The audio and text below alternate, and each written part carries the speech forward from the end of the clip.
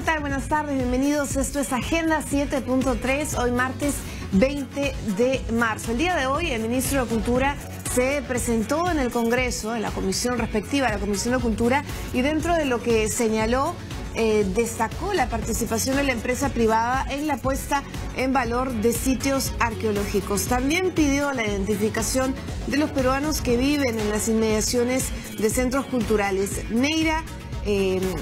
El ministro Alejandro Neira resaltó el proyecto Altura para la Cultura a través de los mecanismos de obras por impuestos, el proyecto de bibliotecas públicas, entre otros. Escuchemos parte de lo que fue su presentación. Cómo hacer que el sector privado nos ayude a trabajar en la protección del patrimonio. Y es a través del mecanismo de obras por impuestos, y en este caso específico, como ven allí, es cultura por impuestos. Hemos ya tenido la suscripción de un primer convenio para un caso específico, que es el caso de las obras en el proyecto El Brujo, en Magdalena de Cabo. Pero hay una serie de obras por impuestos que ya hemos identificado, que de hecho ya hemos hecho presentaciones a diversos actores privados, a varias empresas, y en general en varios de esos casos con una buena aceptación. Los sitios arqueológicos se han visto no solamente como un parte de nuestro patrimonio, sino que la comunidad lo integre a su propia vivencia diaria y que lo asuma como parte de la riqueza y el orgullo que tiene de pertenecer a esa comunidad, a ese distrito, a esa localidad. Bueno, solo para agregar a lo que dijo el ministro de Cultura, son alrededor de 103 millones de soles los que se van a conseguir con proyectos de cultura por impuestos. Ya lo señalaba en Arequipa, Ancash, Amazonas, Ica, Lima y Piura. Además también habló de una importante inversión, alrededor de 90 millones de soles para mejorar la infraestructura de 18 museos del país. Vamos ahora con otra información también relacionada al Ministerio de Cultura, que ha iniciado ya los trabajos de conservación en la Huaca Mangomarca, en San Juan del Lurigancho. Este proyecto, denominado Preservación y Conservación de nuestro legado cultural, fue ganador del Premio Fondo del Embajador 2017. En él participan profesionales del Ministerio de Cultura y también vecinos. Además, se incluirá un curso de capacitación para orientadores culturales de la Huaca Mangomarca, que se desarrollará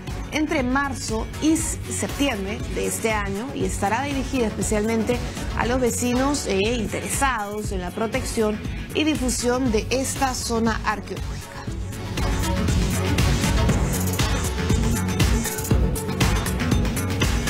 Bueno, continuamos con museos. Hoy, 20 de marzo, el Museo Nacional de Sicán cumple 17 años. Gracias al descubrimiento arqueológico del santuario histórico Bosque de Pomac, se registró por primera vez para la ciencia un personaje de la nobleza de la cultura Sicán, Lambayeque. En el 2001 se inaugura este lugar de investigación, conservación, exhibición y difusión de las manifestaciones culturales para el Perú en el mundo. Asimismo, se fortalece la identidad a través de diversas iniciativas étnico-culturales.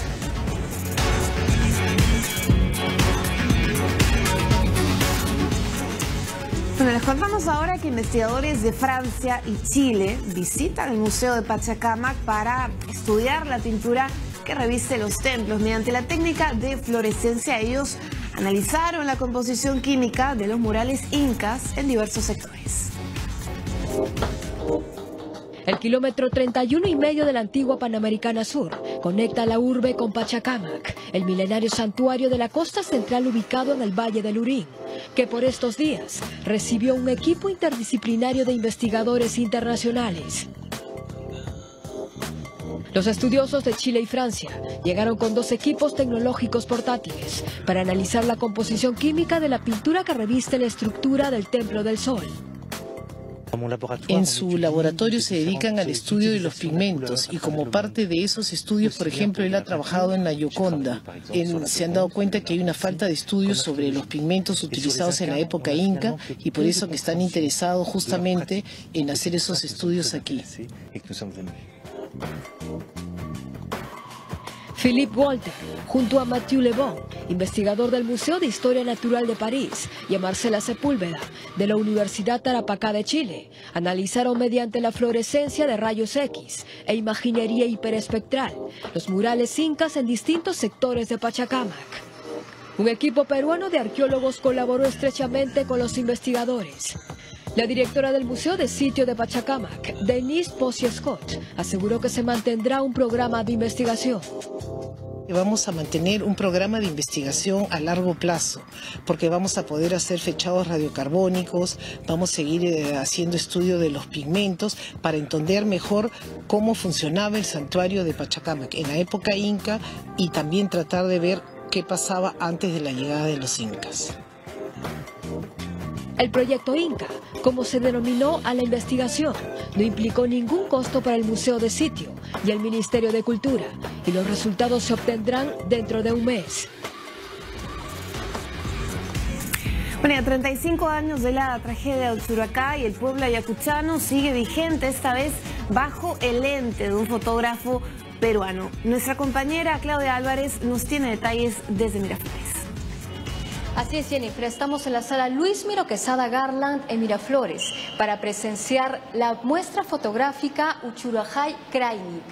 En esta sala vamos a poder encontrar fotos en blanco y negro del antes y el después de la comunidad de Uchurajay. Como recordamos, esta comunidad está marcada por la violencia terrorista de la década de los 80. Solo basta recordar la muerte de 8 periodistas a manos de comuneros, así como también la muerte de 144 víctimas a manos de Sendero Luminoso. Y precisamente tenemos con nosotros al fotógrafo de esta muestra, Frank Krajnik. Buenas tardes, cuéntanos, ¿de qué trata esta muestra? ¿Qué tal, Claudia? ¿Cómo estás? Mucho gusto. Esta muestra fotográfica es el resumen de 5 años de trabajo en el que he estado viajando a Uchurajay para retratar y fotografiar a los pobladores de Uchurajay.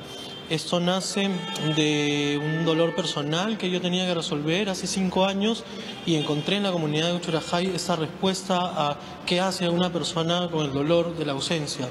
En estos viajes me di cuenta que los pobladores de Uchurajay lloran la muerte de sus 135 campesinos asesinados, así como los 8 periodistas y el guía, suman 144 personas, y estos 135 campesinos están, por ejemplo, enterrados en el cementerio de Uchurajay, y aquí en la muestra he podido hacer, por ejemplo, estas tumbas, ¿no?, donde se muestran los espacios en los que están dedicados como un espacio de memoria para los pobladores. Así como también he encontrado de que los pobladores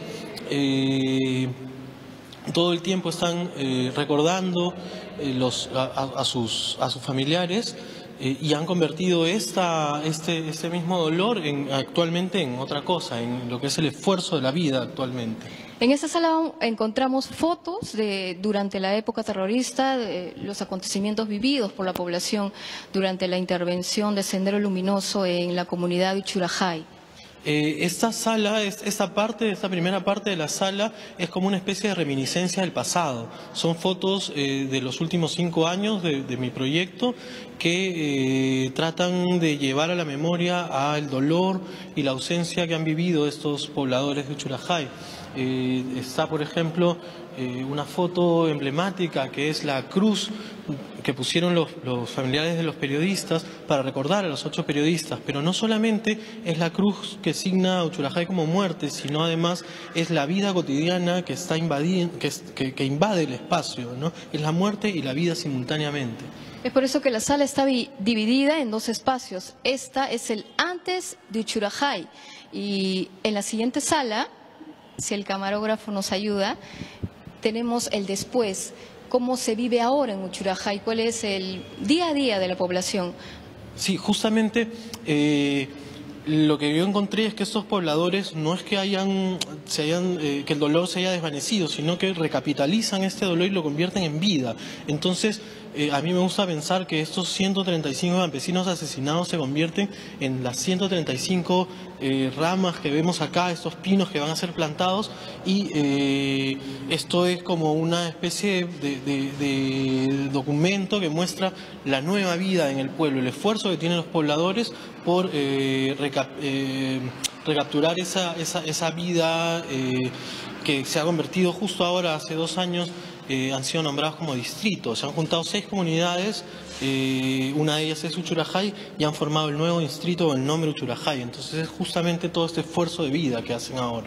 Me contabas una anécdota bien graciosa relacionada a tu intervención en esta comunidad. Sí, cuando yo llegué la primera vez, tampoco yo no sé hablar quechua, entonces estaban reunidos ellos hablando si me dejaban entrar, quién era yo, porque había ido, ¿no? Y yo le pregunto al guía que me traduzca, y él me dice, bueno, dicen que mataron a 8 periodistas, que uno más no pasa nada. Entonces, bueno, de todas maneras era una broma y no iba a pasar nada. Pero sí esto sentí que me ataba a un periodista con cámara a, de todas maneras, la historia que había ocurrido en Uchurajay con los periodistas con cámaras que habían ido en el 83, ¿no? Entonces es a partir de eso que comienzo a trabajar y me doy cuenta de que hay muerte y vida también, ¿no? Como esta foto que estamos viendo de los jinetes que llegan a los carnavales. Ellos son los que inician el rito de carnavales en Uchurajay, inician la fiesta, ¿no? Llegan las yunzas y comienzan a bailar y a celebrar con la población. Gracias, muchas gracias. Invocar al público a visitar esta muestra que la encuentran aquí en la sala Luis Miro Quesada Garland en Miraflores hasta el 25 de marzo. El ingreso es totalmente gratuito. Esta es la información que tenemos desde este punto de la ciudad, Jennifer. Adelante. Bueno, muchas gracias a nuestra compañera Claudia, mostrándonos pues el trabajo de 5 años de idas y venidas a esta comunidad ayacuchana, Uchurajay, y que se traduce en esta exposición el antes y el ahora de una población que padeció el flagelo del terrorismo. Vamos ahora con otro tema. Cambiamos radicalmente de tema, en realidad, la selección peruana. Hablamos de la selección peruana y hablamos de inspiración, y ese es el caso del libro El Camino a Rusia, que es una nueva publicación del periodista Humberto Jara, en el que detalla todo el proceso que emprendió la Escuadra Nacional el 2 de marzo del 2015 con la llegada de Ricardo Gareca y culminó rompiendo pues una sequía mundialista para nuestra selección de fútbol. La pelota en el área, aquí puede estar.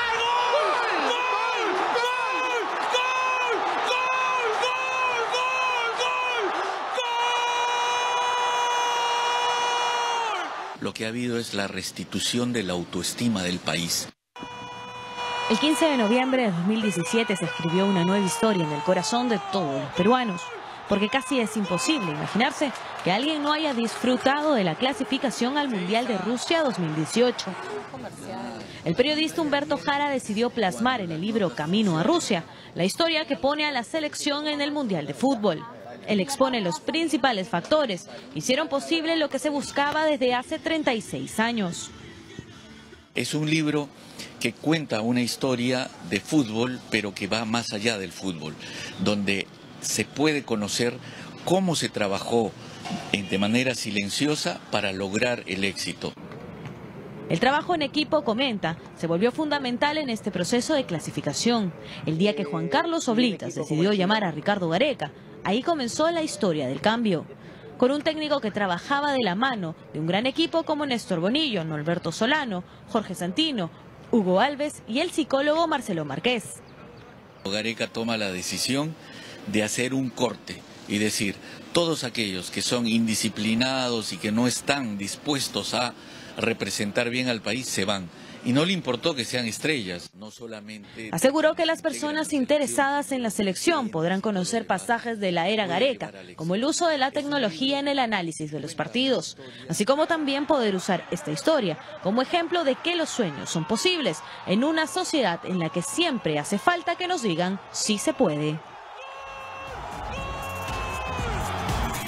Bueno, una publicación que tiene la perspectiva matemática de nuestra llegada a un nuevo mundial, y que además, a propósito, ya sabemos, nuestra selección blanquirroja ya se encuentra en Estados Unidos para estos 2 primeros partidos amistosos. Con esto vamos a una pausa, amigos, regresamos con más.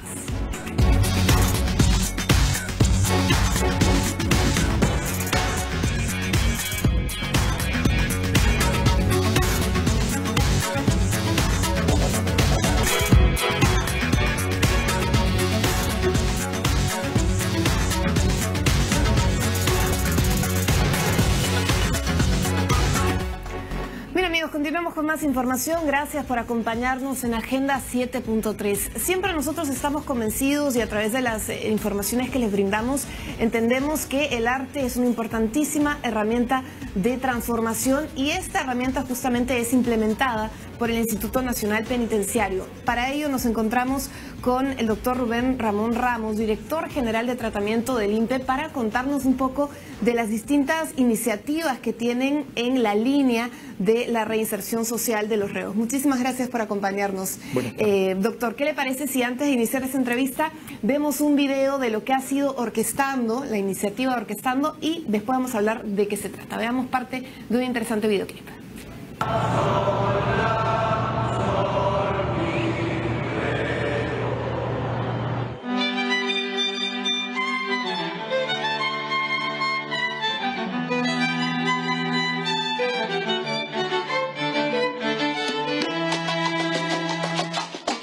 Una colilla de cigarro más, un cenicero que va a reventar, la misma historia triste y sin final, el mismo cuento de nunca.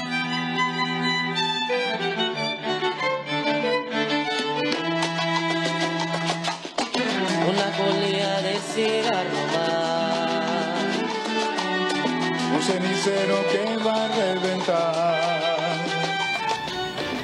Bueno, ahí vemos partecita nomás de un videoclip que además se viralizó el año pasado y que nos sitúa un poco para entender cuál es el propósito de Orquestando, un programa que forma parte también del trabajo que viene haciendo el INPE, pero para eso se necesitan alianzas estratégicas, en este caso el Ministerio de Educación. Cuéntanos un poco de qué va esta iniciativa.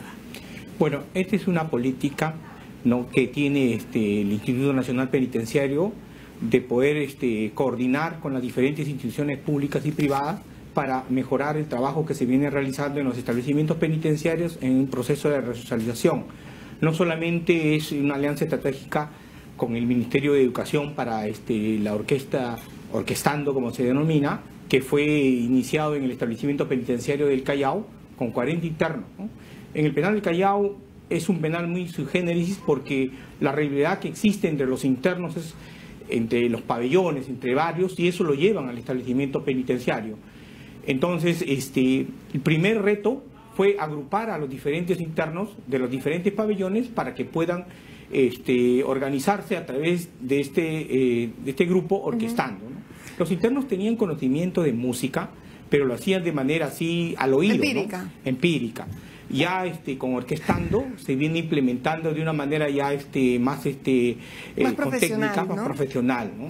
Bueno, además también hemos visto parte de lo que ha sido esta primera etapa de Orquestando. Entendemos que este año inicia la segunda etapa, que incluye también mejorar la infraestructura, tener mejores instrumentos y llegar pues a lo que es al objetivo de en algún momento tener una banda sinfónica de los centros penitenciarios. ¿Cómo va el camino? ¿Cómo es que están ideando estos pasos a seguir en este 2018? Claro, esto inició el año pasado, en febrero, con 40 internos participantes, y en septiembre ya se oficializó como un programa del INPE, y actualmente tiene 70 internos que están estudiando ya música y que se va a implementar con mayor instrumento, toda vez que ya como programa tiene que ser sustentado en nuevos instrumentos.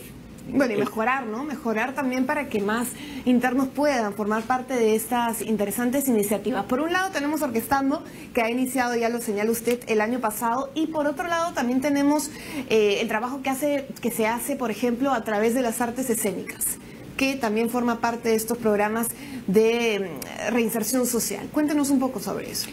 Bueno, sí, en apoyo de la Universidad Católica, desde el año 2014 se viene implementando este tipo de arte en los internos, y el establecimiento penitenciario de Ancón, pues, hace poco ha sacado una obra que está en el FAE de Lima también, el Festival de Teatro de Lima también está. En la Católica se presentó un sábado y un domingo, donde fue un lleno total, ¿no? Han participado 27 internos, 20 hombres y 7 mujeres, ¿no? Iban a participar 29, pero 2 salieron en libertad, ¿no?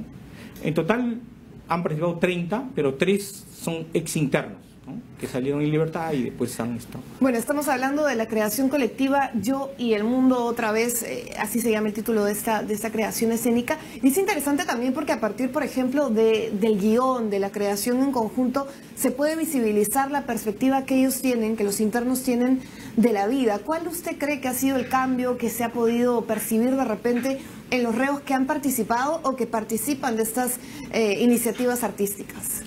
Bueno, si vamos a hablar primero de Orquestando, ¿no?, el tema que escogieron es Mi Libertad. Es un tema muy simbólico para ellos porque significa de que con eso logran sus grandes sueños de salir en libertad en algún momento. Con la significación de Yo y el Mundo otra vez, es la oportunidad que ellos quieren para cambiar y salir de estas causas que motivaron que cometan delitos. Lo que ellos buscan con estas artes escénicas es poder transmitir todos sus sentimientos, todas sus vivencias y todas sus esperanzas al salir en libertad y cambiar de vida. Bueno, y eso también es como que una mirada distinta para las personas, porque claro, el arte se expone, ¿no? Se debe a un público, se debe a una audiencia, y también hay un cambio de mirada desde la sociedad hacia esas personas que, bueno, están pugnando un tipo de condena y tal, ¿no? ¿Usted cómo lo percibe?